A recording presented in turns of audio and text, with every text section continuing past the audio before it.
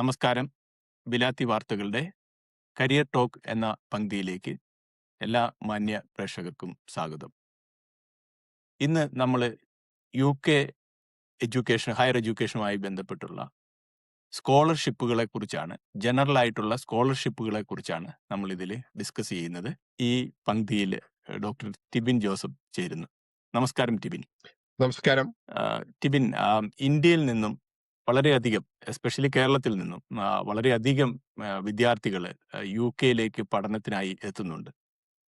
അപ്പം നമ്മൾ ഇന്നത്തെ നമ്മുടെ വിഷയം എന്ന് പറയുന്നത് UK വിദ്യാഭ്യാസത്തിനുള്ള ചെലവ് വളരെ കൂടുതലാണ്. അതെ. അപ്പം UK എങ്ങനെ നമുക്ക് ഒരു സ്കോളർഷിപ്പ് നേടാം, എന്തൊക്കെ സ്കോളർഷിപ്പുകൾ അവൈലബിൾ ആണ് എന്നതാണ് നമ്മുടെ ഇന്നത്തെ വിഷയം. അപ്പം ഒന്ന് അതിനെക്കുറിച്ച്, സ്കോളർഷിപ്പുകളെ കുറിച്ച് ആദ്യമായിട്ട് സ്കോളർഷിപ്പ് എന്താണെന്നും ആ സ്കോളർഷിപ്പ് എങ്ങനെ നമുക്ക് കണ്ടുപിടിക്കാം എന്നും ഒന്ന് വിശദീകരിക്കാവോ? ഇപ്പം സ്കോളർഷിപ്പുകൾ പല തരത്തിലുണ്ട് യുകെയിൽ. UK ഗവൺമെന്റ് കൊടുക്കുന്ന സ്കോളർഷിപ്പ് ഉണ്ട്. യുകെയിലെ യൂണിവേഴ്സിറ്റികൾ ഓക്സ്ഫോർഡ്, കേംബ്രിഡ്ജ് തൊട്ട് Tier 1, Tier 2 പല കാറ്റഗറിയുള്ള യൂണിവേഴ്സിറ്റികൾ കൊടുക്കുന്ന സ്കോളർഷിപ്പുകളുണ്ട്. അത് കൂടാതെ മറ്റ് പല സ്കോളർഷിപ്പുകളും നമുക്ക് അറിയാതെ പോകുന്നുണ്ട്. അതിന് എക്സാമ്പിൾ ആണ് കൺട്രി ബേസ്ഡ് സ്കോളർഷിപ്പ്. ഇപ്പം ചില രാജ്യങ്ങൾക്ക് വേണ്ടി, ഇപ്പൊ ഇന്ത്യ, പാകിസ്ഥാൻ, ശ്രീലങ്ക പോലെ രാജ്യങ്ങൾക്ക് വേണ്ടിയുള്ള സ്പെസിഫിക് സ്കോളർഷിപ്പുകളുണ്ട്. അതുപോലെ ചാരിറ്റി ഫൗണ്ടേഷൻസ് ഈ പറഞ്ഞ പോലെ കൊടുക്കുന്ന സ്കോളർഷിപ്പുകളുണ്ട്. ഇതൊന്നും കൂടാതെ തന്നെ സബ്ജക്ട് സ്പെസിഫിക് സ്കോളർഷിപ്പുകളുണ്ട്. അതായത് ഓരോ ഏരിയയിൽ, ഇപ്പൊ മെഡിസിൻ ആണെങ്കിൽ, MBA ആണെങ്കിൽ, എഞ്ചിനീയറിംഗ് ആണെങ്കിൽ, ഇങ്ങനെ ഓരോ സബ്ജക്ട് സ്പെസിഫിക് ആയിട്ടുള്ള സ്കോളർഷിപ്പുകളുണ്ട്. ഇത് UK മാത്രം സ്കോളർഷിപ്പുകൾ ആണെങ്കിൽ, ഇപ്പൊ UK വരുന്ന ഒരു കുട്ടിക്ക്, അല്ല പഠിക്കാൻ ആഗ്രഹിക്കുന്ന കുട്ടിക്ക് യൂറോപ്പും കൂടെ ആക്സസിബിൾ ആണ്. യൂറോപ്യൻ സ്കോളർഷിപ്പിൽ നമുക്ക് ജോയിൻ ചെയ്ത് കഴിഞ്ഞാൽ, അല്ലെങ്കിൽ UK പല യൂണിവേഴ്സിറ്റികളും യൂറോപ്യൻ സ്കോളർഷിപ്പിന്റെ ഒരു ഭാഗമായിട്ട് വർക്ക് ചെയ്യുന്നുണ്ട്. അപ്പൊ യൂറോപ്യൻ സ്കോളർഷിപ്പുകൾ നോക്കുന്ന വഴി UK നമുക്ക് എത്താനും സാധിക്കും. സോ ഇതാണ് ഇവിടെ മെയിൻ ആയിട്ടുള്ള സ്കോളർഷിപ്പുകളുടെ പല തരത്തിലുള്ള കാറ്റഗറീസ്. എങ്ങനെ നമുക്ക് ഈ സ്കോളർഷിപ്പുകൾ കണ്ടെത്താൻ സാധിക്കും? അതെ, ഇപ്പൊ ആദ്യമായിട്ട് നമുക്ക് ചെയ്യാൻ പറ്റുന്നത് നമ്മൾ ഒരു യൂണിവേഴ്സിറ്റി ചൂസ് ചെയ്യാന്നുള്ളതാണ്. യൂണിവേഴ്സിറ്റി ചൂസ് ചെയ്യുക, നമ്മുടെ സബ്ജക്ട് സ്പെസിഫിക് ആയിട്ട്. ഇപ്പം എഞ്ചിനീയറിംഗ് പഠിക്കുന്ന ഒരു വിദ്യാർത്ഥിയാണെങ്കിൽ അതിൽ മാസ്റ്റേഴ്സ് പഠിക്കാനാണെങ്കിൽ ആ മാസ്റ്റേഴ്സ് ആ പഠിച്ച സബ്ജക്റ്റിന്റെ, ഇപ്പം electrical engineering, mechanical engineering, chemical, civil, ഈ ഏത് എഞ്ചിനീയറിംഗ് ആണെങ്കിലും അത് പഠിച്ചിട്ട് മാസ്റ്റേഴ്സ് നോക്കുവാണെങ്കിൽ അതിൽ ടോപ്പ് ആയിട്ടുള്ള university Manchester, imperial college London, university of Glasgow, Cardiff university, ഇപ്പൊ ഈ എഞ്ചിനീയറിംഗിന് ടോപ്പ് ആയിട്ട് നിൽക്കുന്ന യൂണിവേഴ്സിറ്റികളിൽ അവരുടെ മാസ്റ്റർ സ്കോളർഷിപ്പുകൾ ഡയറക്റ്റ് യൂണിവേഴ്സിറ്റി വെബ്സൈറ്റിൽ കയറി കണ്ടുപിടിക്കുക എന്നുള്ളതാണ് ആദ്യത്തെ ഒരു പ്രക്രിയ. രണ്ടാമത് ചെയ്യേണ്ടത്, യൂണിവേഴ്സിറ്റികളിൽ കൂടാതെ ഇപ്പൊ ഞാൻ നേരത്തെ പറഞ്ഞു UK ഗവൺമെന്റ് കൊടുക്കുന്ന പല സ്കോളർഷിപ്പുകളുണ്ട്. മാസ്റ്റേഴ്സിന് വേണ്ടി സ്പെസിഫിക് ആയിട്ടുള്ള സ്കോളർഷിപ്പുകളുണ്ട്. കോമൺവെൽത്ത് സ്കോളർഷിപ്പ്, ചീവനിങ് സ്കോളർഷിപ്പ് എന്ന് പറയുന്ന പല സ്കോളർഷിപ്പുകളും എല്ലാ വർഷവും ഗവൺമെന്റ് കൊടുക്കുന്ന സ്കോളർഷിപ്പാണ്, എസ്പെഷ്യലി നമ്മുടെ ഇന്ത്യ എന്നുള്ള ആൾക്കാർക്ക് കൊടുക്കുന്നത്. അപ്പൊ അതിന്റെ ഡേറ്റുകൾ നോക്കിയിട്ട് നമ്മൾ അപ്ലൈ ചെയ്യുക എന്നുള്ളതാണ് നമ്മൾ രണ്ടാമത് ചെയ്യേണ്ട പ്രക്രിയ. അപ്പൊ അതിങ്ങനെ ചെയ്യാൻ ഉദ്ദേശിക്കുന്ന കുട്ടികളാണെങ്കിൽ അവർ പ്രത്യേകം ശ്രദ്ധിക്കേണ്ടത്, യൂണിവേഴ്സിറ്റികളിൽ നിന്ന് ഒരു ഓഫർ ലെറ്റർ തീർച്ചയായിട്ടും വേണം. മാസ്റ്റേഴ്സിന് ഒരു ഓഫർ ലെറ്റർ ഉണ്ടെങ്കിൽ മാത്രമാണ് ഈ പറഞ്ഞ ഗവൺമെന്റ് സ്കോളർഷിപ്പ് അപ്ലൈ ചെയ്യാൻ പറ്റുള്ളൂ. ഓക്കെ. അപ്പം നമുക്ക് ഒരു ഗവൺമെന്റ് സ്കോളർഷിപ്പ് അപ്ലൈ ചെയ്യണമെങ്കിലും ഒരു യൂണിവേഴ്സിറ്റി ഓഫർ വേണ്ട. അപ്പോൾ ഫസ്റ്റ് സ്റ്റെപ്പ് എന്ന് പറയുന്നത് യൂണിവേഴ്സിറ്റിയിൽ നമ്മൾ ഇത് സംബന്ധിച്ച് സെർച്ച് ചെയ്യുക, ഐഡന്റിഫൈ ചെയ്യുക എന്നുള്ളതാണ് അല്ലേ? അതെ, അതാണ് ഞാൻ പറഞ്ഞത്. ആദ്യത്തെ പ്രക്രിയ യൂണിവേഴ്സിറ്റി കോഴ്സുകൾ കണ്ടെത്തി അവിടുത്തെ യൂണിവേഴ്സിറ്റി അഡ്മിഷൻ പോളിസിയും ക്രൈറ്റീരിയ അനുസരിച്ച് അവിടെ അപ്ലൈ ചെയ്ത് അവരോട് ഈ സ്കോളർഷിപ്പിനെ പറ്റി സംസാരിക്കുക എന്നുള്ളതാണ്. നമ്മുടെ പല കുട്ടികളും ചെയ്യുന്ന ഒരു കാര്യം, ഏജന്റുകളെ, നാട്ടിൽ തന്നെ ഉള്ള ഏജൻസികളെ നമ്മൾ സമീപിക്കുക എന്നുള്ളതാണ്. അത് ഒരിക്കലും മോശമായ കാര്യമല്ല. അവര് ഒത്തിരി പേരെ സഹായിക്കുന്നുണ്ട്. പക്ഷേ അവരെ കൂടാതെ നമുക്ക് തന്നെ ചെയ്യാൻ പറ്റുന്ന പ്രക്രിയയാണ് യൂണിവേഴ്സിറ്റികളിലെ അഡ്മിഷൻ ഡിപ്പാർട്ട്മെന്റിനെ സമീപിച്ച് അവർക്ക് ഇമെയിൽ അയക്കുക, അവരോട് ചോദിക്കുക, നിങ്ങൾ ചെയ്യുന്ന സ്കോളർഷിപ്പുകൾ എന്താന്നുള്ള കാര്യം ചോദിക്കുക. യൂണിവേഴ്സിറ്റികൾ, എല്ലാ അഡ്മിഷൻ ഡിപ്പാർട്ട്മെന്റും ചിലപ്പോൾ റെസ്പോണ്ട് ചെയ്യണമെന്നില്ല, അവർ തിരക്കാണെങ്കിൽ, അല്ലെങ്കിൽ അവരുടെ അഡ്മിഷൻ ഫില്ലാങ്കിൽ ചെയ്യത്തില്ല. പക്ഷെ ഭൂരിഭാഗവും റെസ്പോണ്ട് ചെയ്യുന്ന ഒരു പ്രക്രിയ ഉണ്ട്, അല്ലെങ്കിൽ ഒരു പ്രോസസ് ഉണ്ട്. കാരണം അവരുടെ ജോലി അതാണ് അഡ്മിഷൻ ഡിപ്പാർട്ട്മെന്റിൽ. ഇത് നമ്മൾ പറഞ്ഞതുപോലെ ഫസ്റ്റ് ഓഫ് ഓൾ നമ്മൾ ചെയ്യേണ്ടത് മാസ്റ്റേഴ്സിന്റെ കാര്യമാണ്. നമ്മൾ യൂണിവേഴ്സിറ്റി കോഴ്സ് കണ്ടുപിടിക്കുക, അവരെ കോൺടാക്ട് ചെയ്യുക എന്നുള്ളതാണ്. ഇപ്പൊ ഇതിൽ ബാച്ചിലേഴ്സിലേക്ക് വരുവാണെങ്കിൽ നമ്മൾ ചെയ്യേണ്ട കാര്യം എന്ന് പറഞ്ഞു കഴിഞ്ഞാൽ, ബാച്ചിലേഴ്സ് ഇവിടെ UK പഠിക്കുവാൻ ഏകദേശം 20,000 അല്ലെങ്കിൽ 22,000 22,000 പൗണ്ട് ഒരു വർഷം ചെലവാകും സ്കോളർഷിപ്പ് ഇല്ലാതെ. ഒരു വർഷം. അപ്പൊ അങ്ങനെ ഏകദേശം ഇന്ത്യൻ ഇതിൽ വരുമ്പോ ഏകദേശം 20 ലാക്സിന് അടുത്ത് അല്ലെ? 20 ലാക്സ് ഇപ്പത്തെ ഒരു അപ്രോക്സിമേറ്റ്ലി. കണക്ക് പ്രകാരം 25 ലക്ഷം രൂപ, ആ 25 ഇരുപത് ലക്ഷം രൂപ ഒരു വർഷം കൂട്ടാം. ട്യൂഷൻ കൂട്ടാം. ഫീസ് തന്നെ. 25 ലക്ഷം അപ്രോക്സിമേറ്റ്ലി ഒരു വർഷം നമ്മൾ ഫീസ് ഇനത്തിൽ കൊടുക്കേണ്ടി വരും. അതെ അത് അതെ. അത് ഇവിടെ നല്ല ഇപ്പൊ എഞ്ചിനീയറിംഗ് യൂണിവേഴ്സിറ്റികളിൽ അല്ലെ? നല്ല നല്ല യൂണിവേഴ്സിറ്റി സ്റ്റാൻഡേർഡ്. യൂണിവേഴ്സിറ്റികൾ, അതെ നല്ല യൂണിവേഴ്സിറ്റികൾ അല്ലെങ്കിൽ പോലും ഈ പറഞ്ഞ നല്ല യൂണിവേഴ്സിറ്റികളിലെ Imperial College, Manchester, Glasgow, Cardiff, ഞാൻ പറഞ്ഞ യൂണിവേഴ്സിറ്റികൾ അവിടെ ചിലപ്പോൾ 26 ലക്ഷം രൂപ അല്ല 26,000 പൗണ്ട്, ഏകദേശം 28 ലക്ഷം രൂപ 30 ലക്ഷം രൂപ വരെ ആകാം. ഓക്കെ. അത് റാങ്കിങ് അനുസരിച്ചും അവരുടെ ഡിമാൻഡ് അനുസരിച്ചും അത് കൂടാനുണ്ട്. ഇപ്പം സാധാരണ ടിയർ 1 ആണെങ്കിലും ടിയർ 2, ഇപ്പം ഇപ്പം നമുക്ക് ഈ സ്കോളർഷിപ്പിനെ പറ്റി സംസാരിക്കുമ്പോൾ അതിനും കൂട്ടത്തിൽ തന്നെ പറയേണ്ടതാണ് ഇവിടുത്തെ യൂണിവേഴ്സിറ്റികളുടെ റാങ്കിങ്ങും അവരുടെ റെപ്യൂട്ടേഷൻ. നമുക്ക് മറ്റൊരു വീഡിയോ ആയിട്ട് നമുക്ക് ചെയ്യാം. നമുക്കൊരു പക്ഷെ മറ്റൊരു ഞാൻ വീഡിയോയിൽ നമുക്കിത് ചെയ്യാം. പിന്നെ രണ്ടാമത് നമുക്ക് പറയാവുന്ന ഒരു കാര്യം കൂടെ ഉണ്ട്. ഇപ്പൊ സ്കോളർഷിപ്പ് നോക്കുന്നവർക്ക് നമ്മള് നമ്മുടെ ചാനലിലും അതുപോലെ നമ്മുടെ പോർട്ടൽ വരുന്നുണ്ട്, ന്യൂസ് പോർട്ടൽ വരുന്നുണ്ട്. അപ്പൊ അതിൽ രണ്ടിലും നമ്മള് എല്ലാ സ്കോളർഷിപ്പിനെ കുറിച്ച് അപ്ഡേറ്റുകൾ നൽകുന്നതായിരിക്കും. ഉം. അപ്പം അതെ ഇതിനിടെ തീർച്ചയായിട്ടും. കൂടെ ഒന്ന് പറയുകയാണ്, നമ്മള് ചാനൽ സബ്സ്ക്രൈബ് ചെയ്തിട്ടില്ലാത്തവര് ചാനൽ സബ്സ്ക്രൈബ് ചെയ്യുക. നിങ്ങൾക്ക് UK സ്കോളർഷിപ്പ് അല്ലെങ്കിൽ യൂറോപ്യൻ രാജ്യങ്ങളിലെ സ്കോളർഷിപ്പ് നോക്കുന്നുണ്ടെങ്കിൽ നിങ്ങൾക്ക് തീർച്ചയായിട്ടും ഉപയോഗപ്രദമാകുന്ന കാര്യങ്ങൾ ഞങ്ങൾ തുടർന്നുള്ള എപ്പിസോഡുകളിലുമൊക്കെ സംപ്രേഷണം ചെയ്യുന്നതാണ്. അതുപോലെ ഞങ്ങളുടെ ന്യൂസ് പോർട്ടൽ വരുന്നുണ്ട്. അതിലും ഒരു career page, exclusive career page ഉണ്ട്. അതിലും നിങ്ങൾക്ക് ഈ പറയുന്ന വിവരങ്ങൾ ലഭ്യമായിരിക്കും. ഇത് എല്ലാ പ്രേക്ഷകരും ഒന്ന് ശ്രദ്ധിക്കുക. നമ്മുടെ ചാനൽ ഒന്ന് സബ്സ്ക്രൈബ് ചെയ്യുക. നമുക്ക് തുടരാം. ഓക്കെ. ഇതിനിടയിൽ കൂടെ ഒന്ന് ആഡ് ചെയ്തതേ ഉള്ളൂ. അതെ അതെ. നമ്മൾ പറഞ്ഞു വന്നത് എല്ലാ കാര്യങ്ങളും ഒരു വീഡിയോയിൽ പറഞ്ഞു തീർക്കാൻ പറ്റത്തില്ല. പക്ഷെ ഇത് നമ്മളൊരു ഇൻട്രൊഡക്ഷൻ പോലെ നമുക്ക് കുട്ടികൾക്ക്, കേരളത്തിലെ കുട്ടികൾക്കും അതുപോലെ പല രാജ്യങ്ങളിൽ നിന്നുള്ള നമ്മുടെ മലയാളി കുട്ടികൾക്കും അവരുടെ മാതാപിതാക്കൾക്കും ഒരു ഇൻഫർമേഷൻ പോലെ കൊടുക്കുന്നതാണ്. ഫ്യൂച്ചറിലായിട്ട് നമ്മൾ പല വീഡിയോ ചെയ്യുന്നുണ്ട്.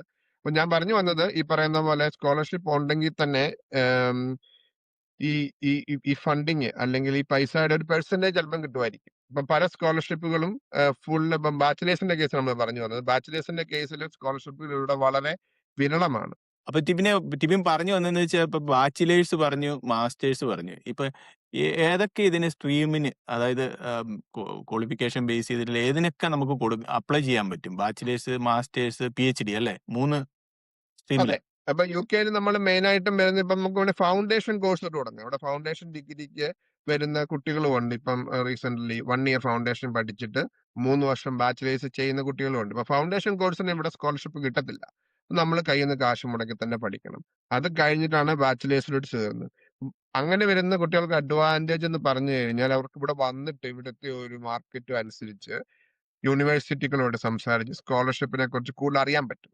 ഇപ്പം ബാച്ചിലേഴ്സ് വരുന്ന കുട്ടികൾക്ക് സ്കോളർഷിപ്പിനുള്ള ഓപ്പർച്യൂണിറ്റി ഫൗണ്ടേഷനിൽ തന്നെ വരുവാണെങ്കിൽ കിട്ടാനുള്ളത് ചാൻസ് ഉണ്ട്. ഓക്കെ. കിട്ടുമെന്നല്ല, കിട്ടാനുള്ള ചാൻസ് ഉണ്ട്. ഇത് കഴിഞ്ഞാൽ പിന്നെ ഉള്ളത് മാസ്റ്റേഴ്സ്, നമ്മൾ സംസാരിച്ചാണ് മാസ്റ്റേഴ്സ്. പിന്നെയുള്ള PhD.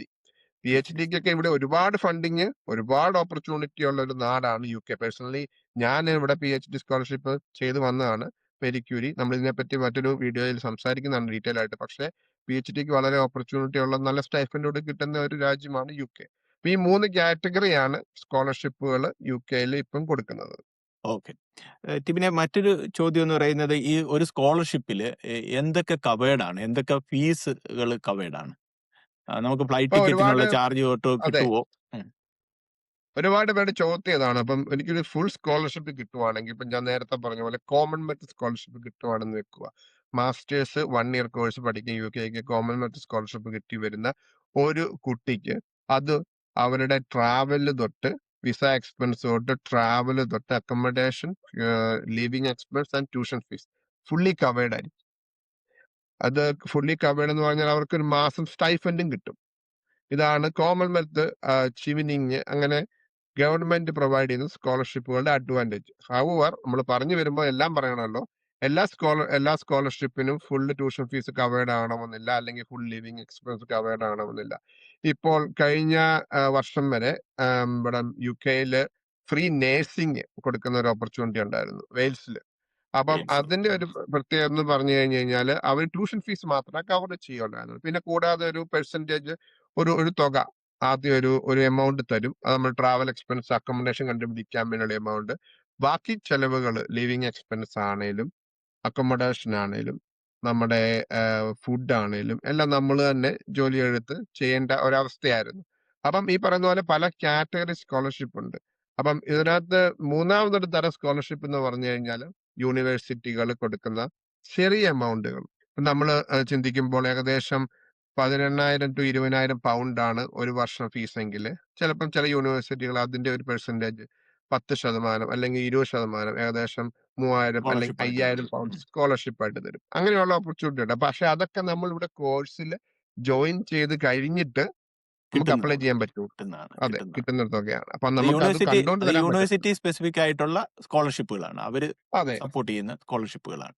അത് മാത്രമല്ല നമ്മളിവിടെ വന്നിട്ട് ഇപ്പൊ നമ്മൾ ഫസ്റ്റ് ഇയർ കോഴ്സ് കഴിഞ്ഞിട്ട് സെക്കൻഡ് ഇയറിലേക്ക് പോകാൻ നേരത്ത് നമുക്ക് പല ചാരിറ്റി ബേസ്ഡ് സ്കോളർഷിപ്പുകൾ അപ്ലൈ ചെയ്യാൻ പറ്റും. പക്ഷെ ഓക്കെ. നമ്മൾ അവിടെ ചെയ്യേണ്ട കാര്യം നമ്മൾ ഒരു പ്രപ്പോസൽ എഴുതണം.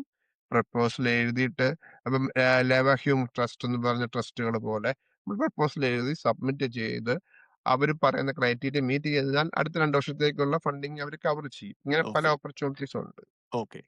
പിന്നെ ഈ സ്കോളർഷിപ്പിന് നമുക്ക് അപ്ലൈ ചെയ്യാനായിട്ട് യഥാർത്ഥത്തില് നമുക്ക് അക്കാഡമിക് ലെവലിലുള്ള ഹയർ ഇത് മാർക്കുകൾ ആവശ്യമാണോ? അല്ലെങ്കിൽ എന്താണ് ബേസിക്കലി ഒരു സ്കോളർഷിപ്പിന് നമ്മൾക്ക് ശ്രമിക്കുമ്പം നമ്മുടെ മുൻപിൽ വരുന്ന ഏറ്റവും അല്ലെങ്കിൽ നമ്മൾ അറിഞ്ഞിരിക്കേണ്ട കാര്യങ്ങൾ, ഒരു വിദ്യാർത്ഥി എന്നുള്ള രീതിയിൽ അറിഞ്ഞിരിക്കേണ്ട കാര്യങ്ങൾ എന്തൊക്കെയാണ്?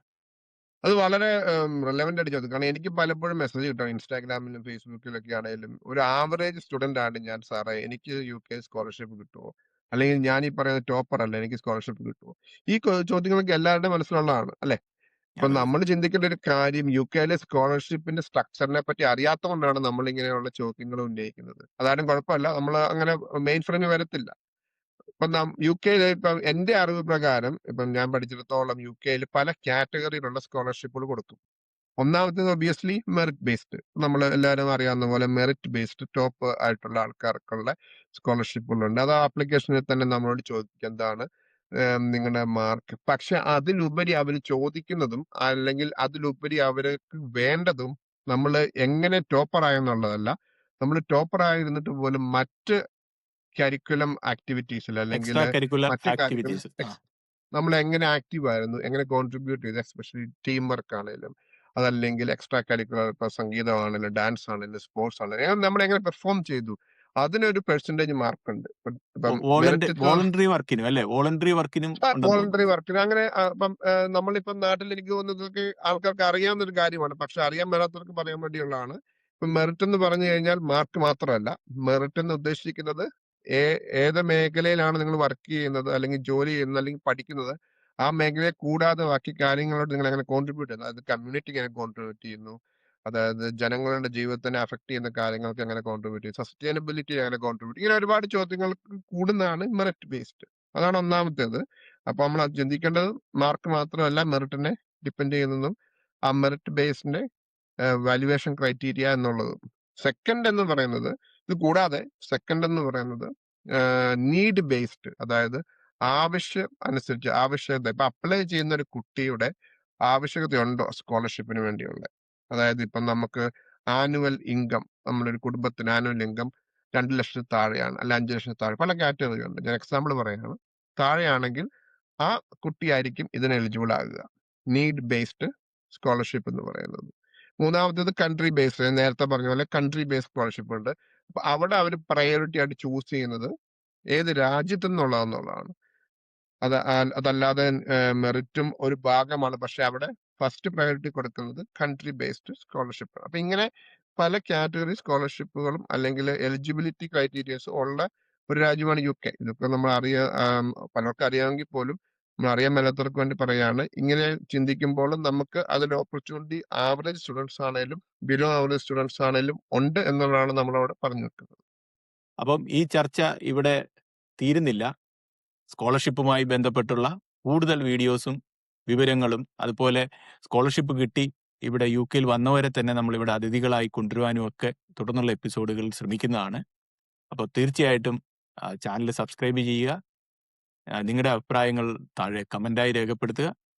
മറ്റൊരു എപ്പിസോഡുമായി വീണ്ടും കാണാം. നന്ദി ടിബിൻ. നന്ദി. ഇത് വാച്ച് ചെയ്ത എല്ലാവർക്കും ഒരിക്കൽ കൂടി നന്ദി. Thank you for having me.